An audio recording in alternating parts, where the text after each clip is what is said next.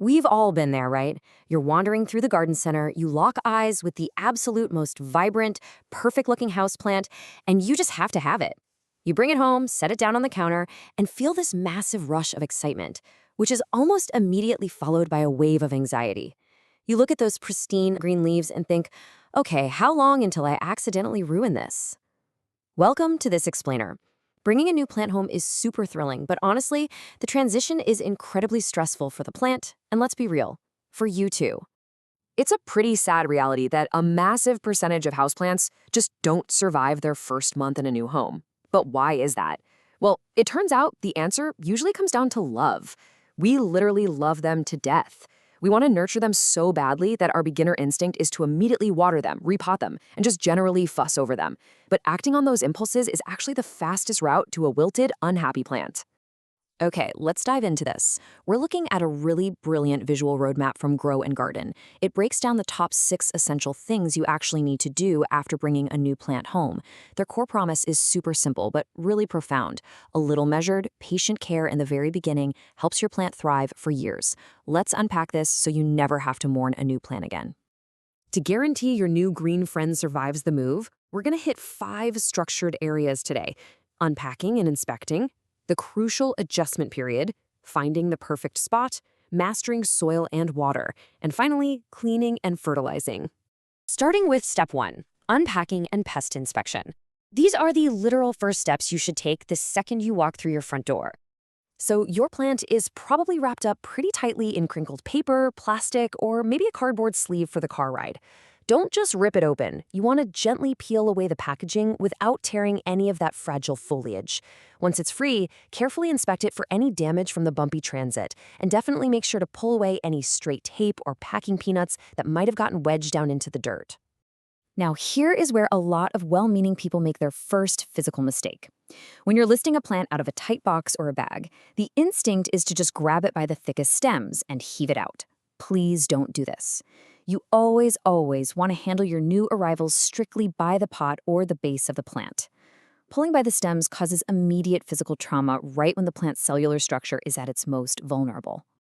Moving right along to step 2, the crucial adjustment period. And honestly, this entire phase is all about practicing restraint and knowing what absolutely not to do. So the crucial point here is the number 14. You have to allow your plant 7 to 14 days to just sit there and adapt to its new environment. Think about what this plant just went through. It went from a perfectly humid, warm greenhouse into a dark delivery truck, into a brightly lit store, and finally into your living room. It essentially has severe plant jet lag. It needs up to 2 full weeks to just calm down. And this brings us to a massive beginner trap. You bought a gorgeous ceramic pot at the store, and you want that ugly plastic nursery pot gone today. Resist the urge. The source guide makes this crystal clear: new places equal new stress. Ripping a plant out of its original soil on day 1 piles major root stress right on top of all that environmental stress, and that often triggers fatal transplant shock. Just be patient. Waiting leads to much stronger roots. All right, step 3, finding the perfect spot. While your plant is taking its 2-week rest, where should it actually be sitting? When in doubt, the absolute golden rule of thumb is to start it out in bright, indirect light. That means it's in a bright room, but the sun's harsh, direct rays aren't actually touching the leaves. But here's the real trick. You can't just place it on a table in the morning and assume it's fine. You really need to observe how the light changes in that specific spot throughout the entire day. A cozy corner that looks beautifully bright at 9 a.m. might literally be baking in scorching, direct sun by 3 p.m. Okay, step 4, mastering soil and water. Pay close attention here because we are tackling the absolute biggest killer of houseplants. Overwatering is a primary cause of plant stress. A super common mistake is setting up a rigid calendar schedule. Telling yourself, I'm going to water all my plants every Sunday morning. If you do that, you might end up pouring water onto an already drenched root system simply because your calendar told you to. The right approach: ditch the schedule. You have to check if the soil is actually dry first. Let the plant dictate when it's thirsty. And this brilliantly illustrates exactly how to check. Remember the number 2. You only want to water when the top 1 to 2 inches of soil actually feels dry to the touch. So get your hands dirty. Stick your finger directly into the top of the dirt. If it feels damp at all, put the watering can down and walk away. If those top 2 inches are totally dry, you're clear to water. While it varies slightly depending on the specific plant, this 2-inch rule is hands down your best defense against overwatering. Finally, we've reached step 5, cleaning and fertilizer rules. These are the final maintenance steps that eager beginners almost always mess up or just forget entirely during that first month. Look, your plant has likely gathered a ton of dust sitting at the garden center. You need to get in there and gently wipe the leaves down with a soft, damp cloth. And this isn't just about making the plant look pretty and shiny for your living room. Dust literally blocks sunlight. Removing that layer of grime helps the plant breathe and photosynthesize so much better. Clean leaves equal happy leaves. And our final number to remember for today is 4.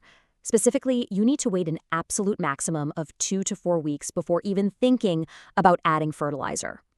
I totally know the urge to feed your new baby plant is strong, so it pushes out new growth right away.